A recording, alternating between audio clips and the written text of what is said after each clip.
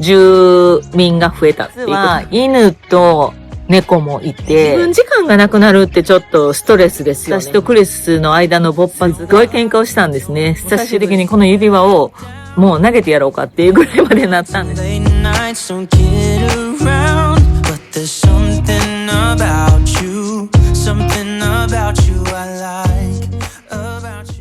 はい、ということで今日はね、久しぶりにちょっと外でね、撮影しようかなと思いました。冬のど真ん中なんですけど、今日めちゃくちゃ天気が良くって、気温も良くって、もう本当にこのね、トレーナー1枚でも全然外に出ても、暑いぐらいの陽気なんですね、今日。19度ぐらいまで上がってるみたいで。で、ちょっとね、しばらく YouTube が更新できなかったのと、もうそれにはね、理由があって、本当に投稿でも少しお伝えしたんですけれども、もう私の周りがすごいいろいろバタバタして、いろんなことが劇的に、生活がね、変わっていってるんですね。それになかなか順応できなかったり、もう一番辛いのが、ちょっとやっぱり一人時間が全然取れてなかったりっていうので、今日はね、これやっと一人時間ができたんですよ。まあ理由があってなんですけど。まあことの始まりは、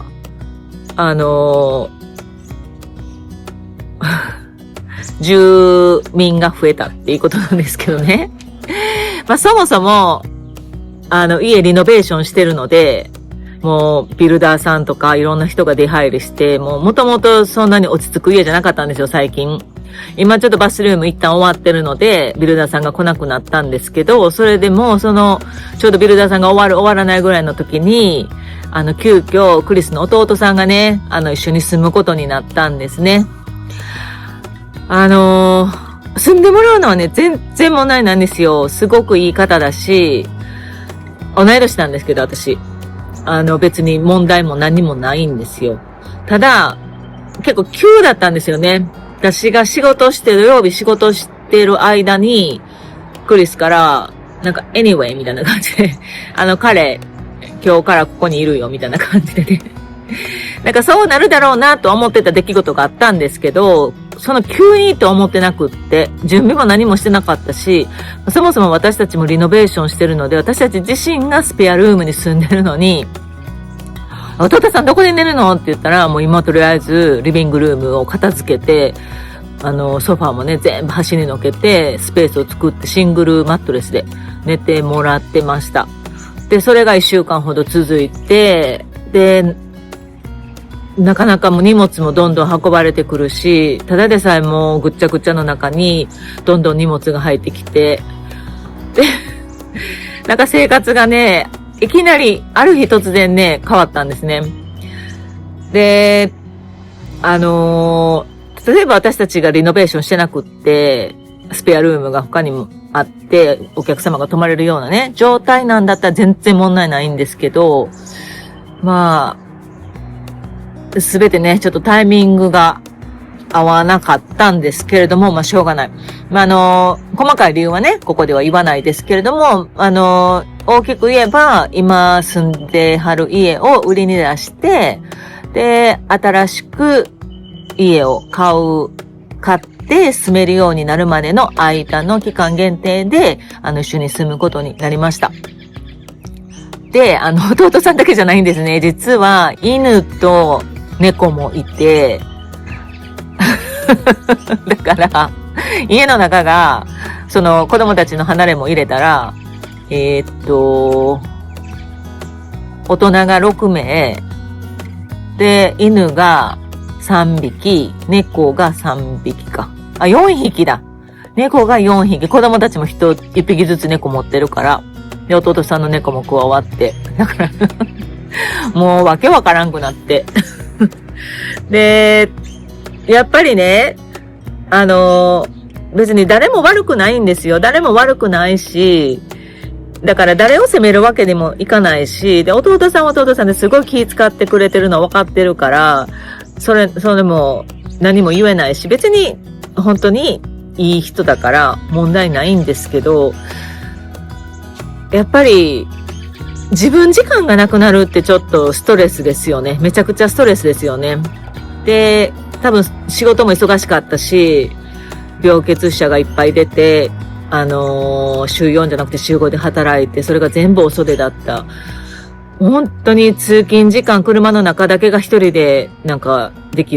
一人になれる時間なんですけど、もちろん運転してるから、何にもできないし、母と喋ったりとか、そういうのできるぐらい。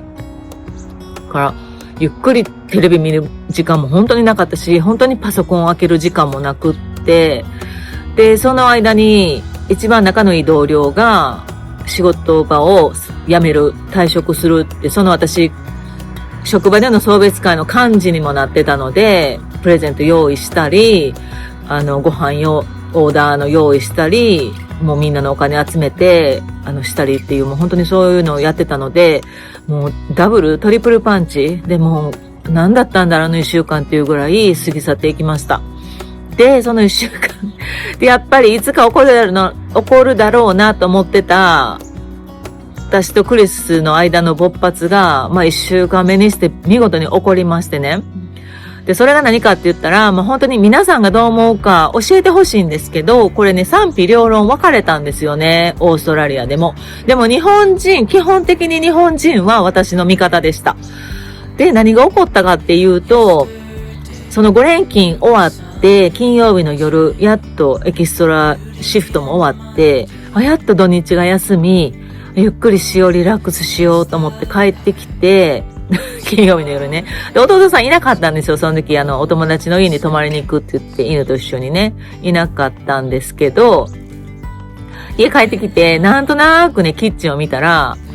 ワインがね、開いてるんですよね。ワインボトルが置いてあった。で、ワイン開けたんって言って、その時分からなくって、私。で、クリスが、弟さんが僕に、ご飯作ってくれるって言って、ワインないかって言って聞かれたから、これ出してんってって言って、そのワインよーく見たら、もう私が10年前、11年ぐらい前も本当にオーストラリアに来てすぐぐらいにお気に入りのワイナリーで誕生日にもらったスペシャルなワインだったんですよ。で、ってなってもう衝撃すぎて、泣けなかったんですけど、衝撃すぎてもう信じられなくって、で、これ、私の一番大切にしてて開けたくないワインやったのにって言ったら、クリスが、ごめんみたいな感じになったんですけど、そのごめんっていう、その言い方が、真剣に捉えてないなっていうごめんだったんですね。で、ごめんを10回ぐらい言ってくれたと思ってるんですけど、でも私全然納得いかなくって、で、しかもね、そのワイン飲んだんじゃなくて料理に使われたわけですよ。私が11年間大切に保管していたワインを料理酒にされてたわけですね。楽しんで飲んだわけじゃなくって。もう情けなくなってきて、こんなにいろんなこと我慢して、頑張って一人時間もなく、すっごい頑張った一週間の終わりが、これかいって。しかも大事にしてたワイン開けられて、料理に使われて、でも情けなくなって、で、クリスが謝ったんだけど、私が全然、もう、受け入れないから、そのうちクリスも、ちょっと、半切れになって、ごめんね、もう俺が悪かったよ、みたいな感じで、ベッドに引っ込んじゃったんですよね。で、もうイラが止まらなくなって、で、もうその日ね、一緒に寝なかったんですよ。多分初めてかな、一緒の家にいるのに一緒に寝なかったのは、もう私、リビングで寝たんですけど、まだその日に限って暖炉がついてなくって、めっちゃ寒くって。で、次の日も喋らずに、私ちょっと朝一で出て行って買い物したりして、で、帰ってきたらクリスがね、何がどうなってるのかわからないって言われてね、なんで君がそんなに怒ってるのかもわからないし、なぜわからないってなって。いや、わかるよ。ワインはわかるけど、でも結局のところ最終的には、たった一本のワインが空いただけっていうね、感じだったんですよ。たかがワインっていう話。で、それにまたカチンってきて、でもすっごい喧嘩をしたんですね。久しぶりに。もうこれ本当に、もう最終的にこの指輪をもう投げてやろうかっていうぐらいまでなったんですけど、投げなかったですけどね。で、クリスの言い分もわかるんですよ。今だからそうやって弟さんの面倒も自分が見てる。で、お父さんとお母さんもその弟さんに対してクリスにもう預けてる。で、子供たちもやっぱり何かあったらクリスに言ってくる。もうクリスにしたらもう家族全員がね、僕の今背中に肩に乗っかかってるんだと。で、僕もね、大変なんだ。だからもう本当申し訳ないけど、僕からしたら、たかがワイン一本のことで、なんかそこまでキレられても、もう空いてるもんはしょうがない。まあね、確かにねって。で、なんかもう君までそんなことされたら、僕たちはもうチームで家族全員の、ためにね、今、頑張らなきゃいけない時に、もうなんか君までそうなってしまったら、もう僕はも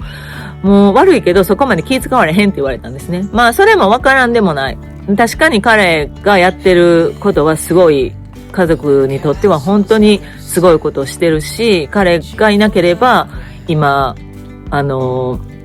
みんなね、こんな一緒に住めてないし、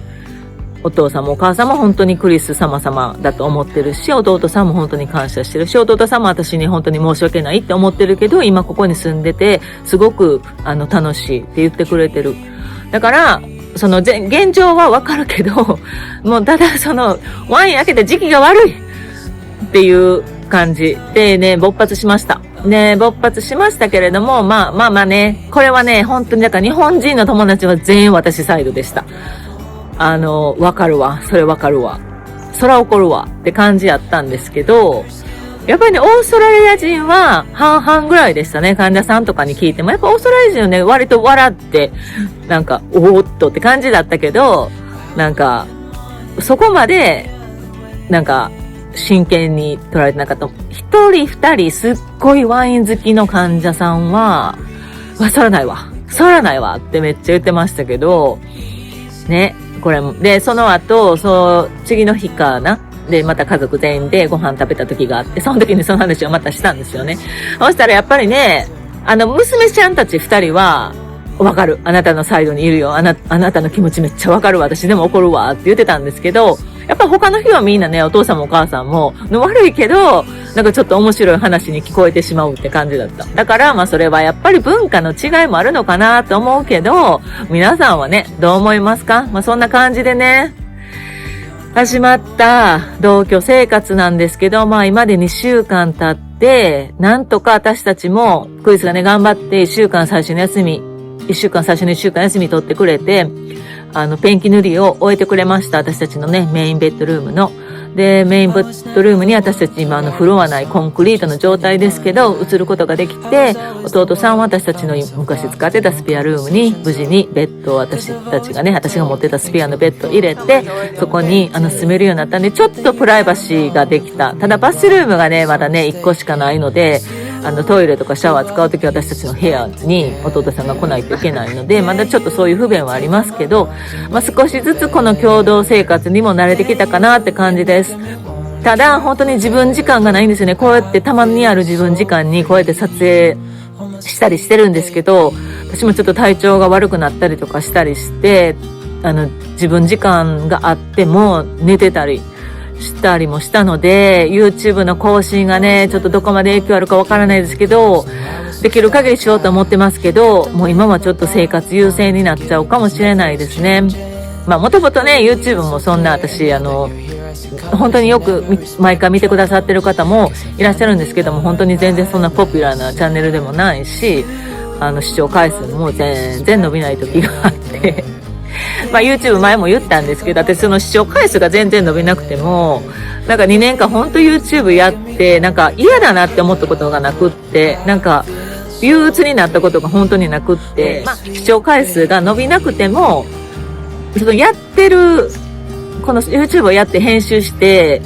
自分の生活を、こんなオーストラリアで今こんな生活してるっていうのを発信するのが私はしたかったので、楽しいんです。だから今ね、その楽しみもちょっと奪われてしまったから、余計ね、ストレスも溜まってるんだと思うんですよ。本当に。1時間でも2時間でも、バーって座って集中して、声吹き込んで編集してっていうのがすっごい楽しかったんですよね。楽しいんですよ、今も。その時間がなかなか取れないのもめちゃめちゃ、それがね、多分ストレスの原因にもなってると思う。だけど、もうしょうがないから、今そこに、慣れていくしかないし、部屋がね、またちゃんとできてきて、もうちょっとお互い距離感が分かってきて、多分弟さんもね、私が別に勝手に喋ってる分にはほっといてくれると思うんですよ。だけどやっぱり私がね、人がいる時にこうやって喋るのってやっぱりね、ちょっとこっぱずかしいんですよね。だから日本語だし、向こうね、私が何言ってるか分からないけど、やっぱり喋りにくいんですよね。だから、ちょっと更新はやっぱりもう週1のペースをずっと続けていくのは難しいかもしれないんですけど、できる限りやっていこうと思うし、これは私の楽しみだし。なので、また引き続き、私たちの、この生活をね、お届けできるように頑張っていきたいと思います。とりあえずね、現状報告になります。で、喧嘩したんですけど、その次の週にね、仲直りっていうことで、二人でね、ちょっとまた冬のイベントに出かけてきたので、その様子もちょっとここで、お送りしたいと思います。はい、ということで、夜のイルミネーションのイベントなので、サンセット時間の出発です。このイルミネートアデレードは、毎年冬のスクールホリデーの時期に開催されます。小さいお子さんがね、いる家庭の皆様にとっては、こうやってスクールホリデー、身近で夜まで一緒に遊べる場所っていうのがあるのは素敵なイベントだなと私は思っています。もちろん子供たちだけじゃなくって、私たち大人だけでも十分に楽しめる本当に楽しいイベントです。私たちもほぼ毎年来ていて、去年は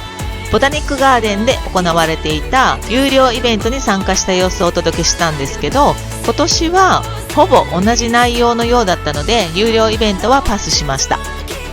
今年は歩いて見て回れる無料のイルミネーションにスポットを当てていろいろと見てきました。なので今回お見せするのはすべて無料のイベント、無料で見れるものばかり。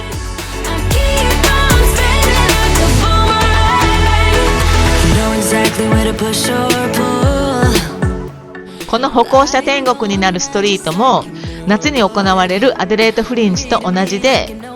週末だけ歩行者天国になります。夏とは違ってこういう風に子どもたちが少し遊べるものがところどころに置いてあったり、冬なのでこういうファイヤーピットがねあるのがアデレードフリンジとの少し違いだと思います。そしてこれが今回私が一番見たかったイベント。開催される場所や時間が日によって変わるので、事前にリサーチしてこれに合わせてこの場所にやってきました。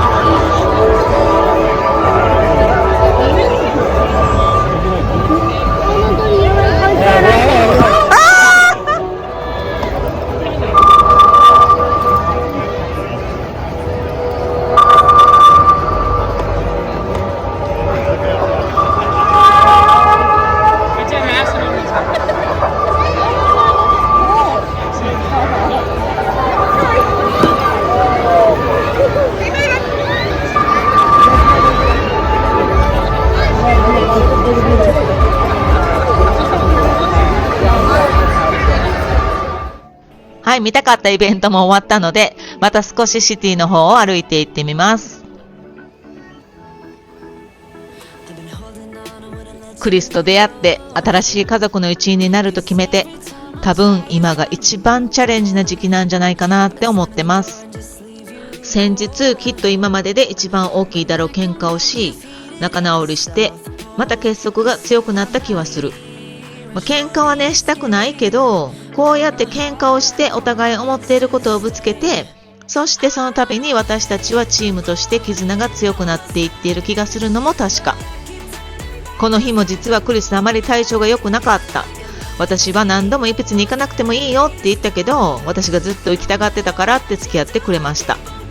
こうやってちゃんと私のことも気にかけてくれているのもわかるし、私にいらぬ苦労や負担をかけているのも十分承知だと思う。そしてクリスが私の日本の家族を気にかけてくれているのも事実。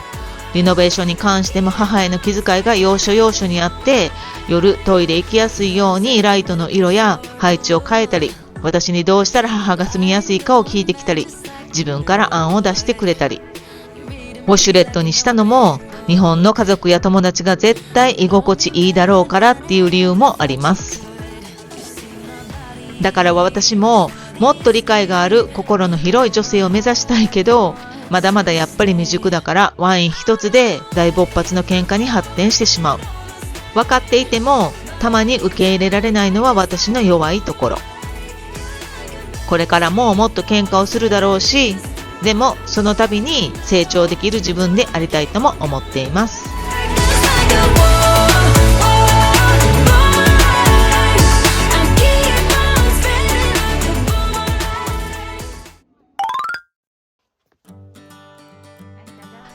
本日も最後までご視聴ありがとうございました。これからも楽しいだけじゃない、いろんな問題に直面するオーストラリアでのアラフィフライフ、その本音とできれば成長していける姿をこれからもお届けしたいと思います。それでは次回の動画で。バイバイ。